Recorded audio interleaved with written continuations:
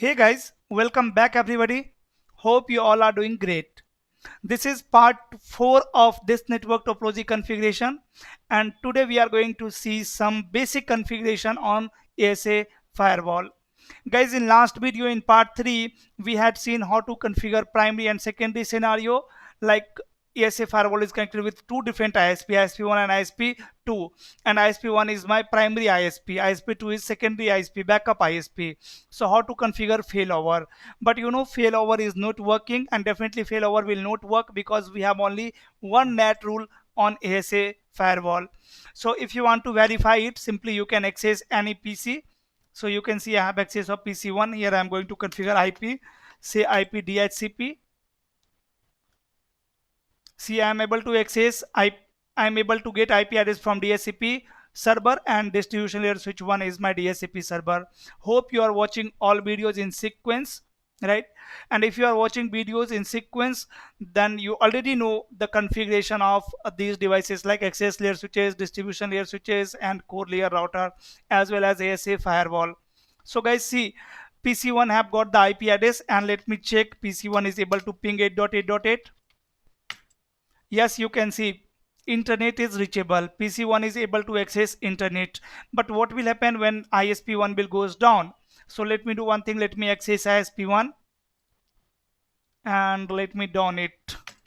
I'm going to down F0/0 interface of ISP router, say F0/0 shutdown. Now can PC ping to internet? So again, let me take you to PC1 and ping 8.8.8. You can see now ping is not working. That means failover is not working fine. ASA firewall is not shifting traffic from ISP1 to ISP2. So let me take you to ASA firewall. On the ASA firewall, you can check directly routing table first. So I route and say include 0.0.0. I want to see default route only. So you can see SLA is working fine. ASA firewall has installed this default route in their routing table towards ISP2, right? This is correct. But issue is this ASA firewall is not performing NAT correctly. So we can debug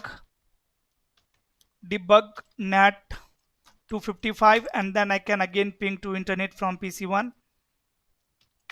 So you can see ASA firewall is translating this private IP address into, guys, which public IP address?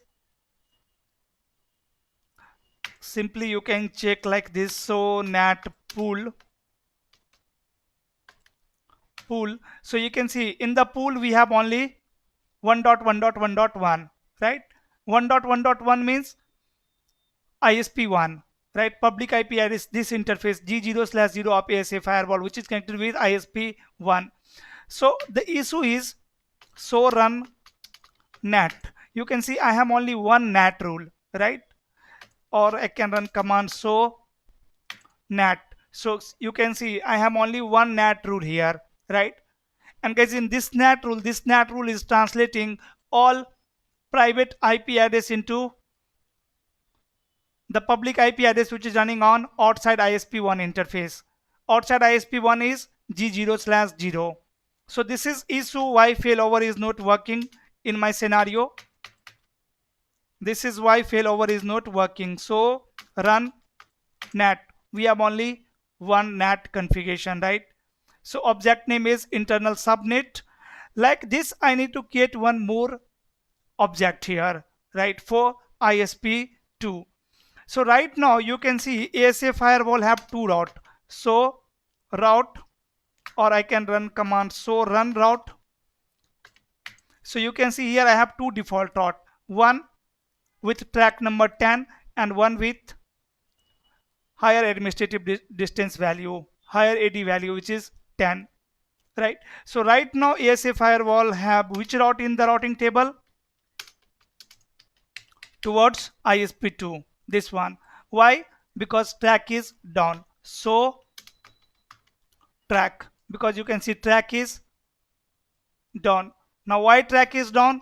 So SLA monitor operational state.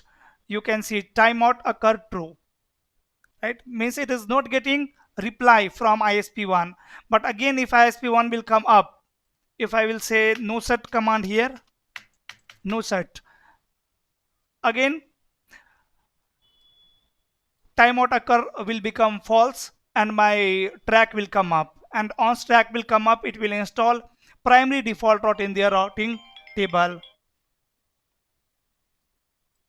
Okay, so now you can see timeout occur false, so track, so that's why my track is up, and if my track is up, then so route include 0.0.0.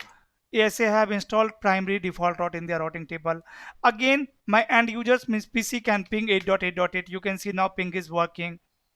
So guys, everything is working fine. Issue is we don't have any NAT rule towards ISP2. So how I can create one more NAT rule here? I need to create one more object. So say object network, and let's say internal network 2.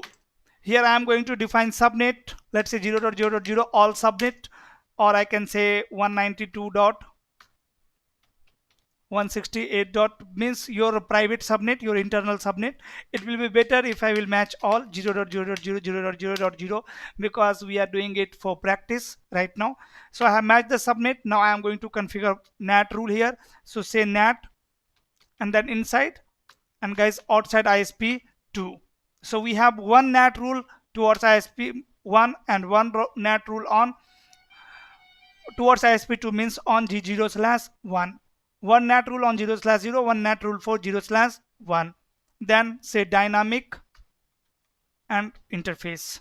Done. Now if you will check NAT rule here, so run NAT. So you can see I have two NAT rule, right? I have two object, one with name internal subnet, one with name internal subnet 2, let's suppose, right? And guys, in internal subnet object, this is my NAT rule configuration. NAT inside 2, outside ISP 1, and in the object internal network 2, inside 2, outside ISP 2, means towards ISP 2, dynamic interface. So now what will happen? When ASA firewall will receive traffic, it can perform NATing for all traffic towards both ISP, towards ISP1 also, towards ISP2 also, because this ASA firewall have already two default route in the routing table. So if so route, now try to understand how it will work. So route or so route include 0.0.0, so mean the default route only, right? So see, this default route is reachable through outside ISP1. So ASA firewall is going to use which NAT rule? So NAT. ASA firewall is going to use this NAT rule, right? Outside ISP1, inside 2, outside ISP1. But if default route is available on outside ISP2, then ASA firewall will use this NAT rule outside ISP2. Hope it is clear. So now we have two NAT rule in the NAT database of ASA firewall, and ASA firewall is going to use one. So it will use one on the basis of interface available with default route in the routing table. So route include 0.0.0. This interface matter now, right? So right now my exit interface, sorry, default route is present in on this interface outside ISP1. So it will perform NAT by using this rule. So NAT by using this rule, right? Or simply I can run so run NAT. It will be easy to compare. So run NAT. So you can see I have two NAT rule, but guys in the default route interface is outside ISP1. So in the NAT rule where I am translating inside to outside ISP1 here, so it will use this NAT rule. But if default route is present with outside ISP2, then where is the NAT rule? Who is translating inside to outside ISP2? This one. So it will use this rule. Done. So now if you will debug again NAT here and debug NAT and 255, let's say, then go to PC1, and on PC1 I am going to ping 8.8.6. See, ping is working and ASA firewall is translating source into 1.1.1, 1.1.1.1. Okay, hope it is clear. Now what will happen if ISP1 will goes down? Let me down ISP1. Here the ISP1 says shut down.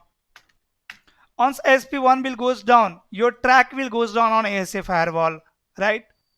Your track will goes down on ASA firewall. So SLA monitor operational state. You can see timeout occurred true. So if timeout occur is true, that means my track is down. So track, you can see your track is down. So if track is down, then ASA firewall is going to install which route in the routing table?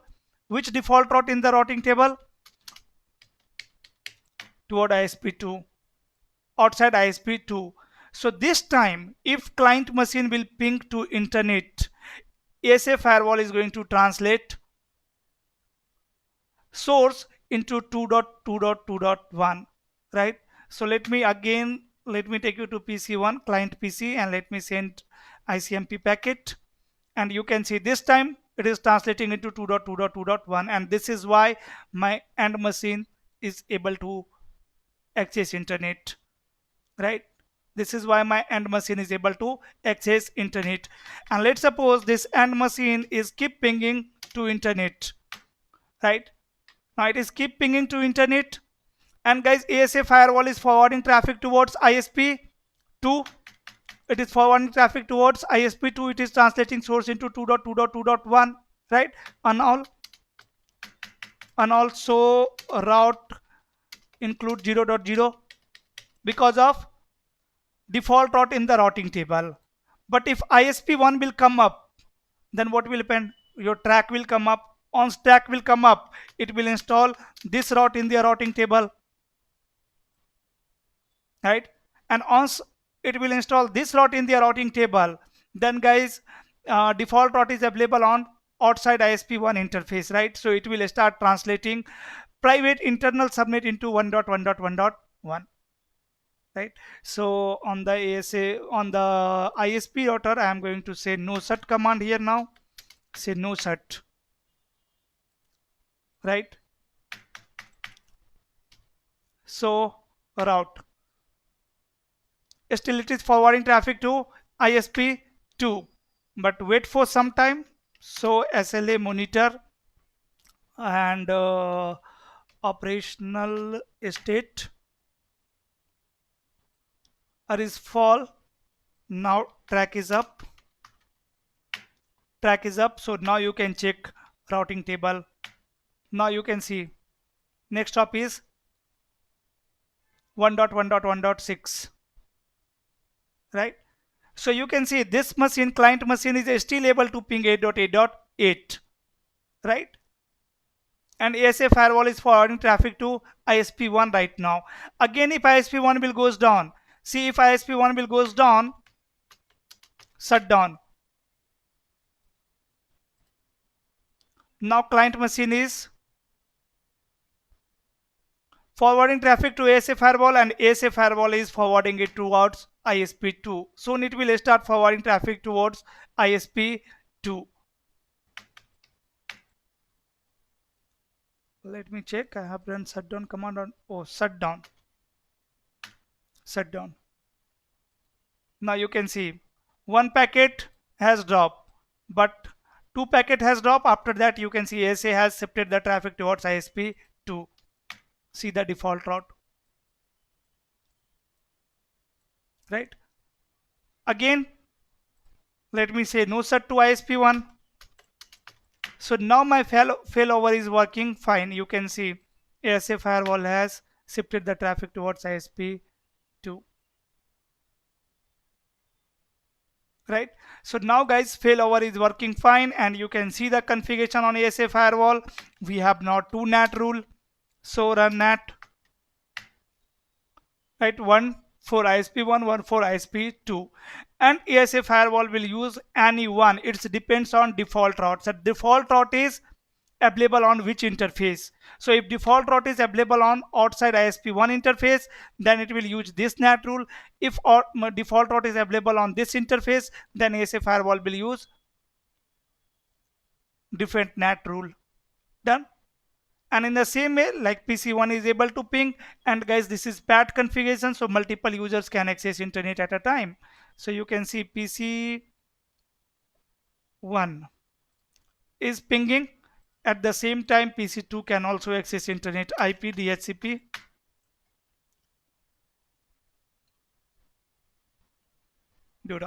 Done. Then say ping 8.8.8.8. See, both machines are able to access internet. And guys, right now ASA firewall is forwarding traffic to which ISP?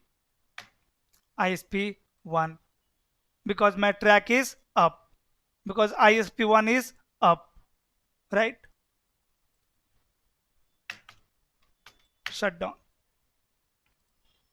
So on the both machine, you can see on PC1 as well as on PC2.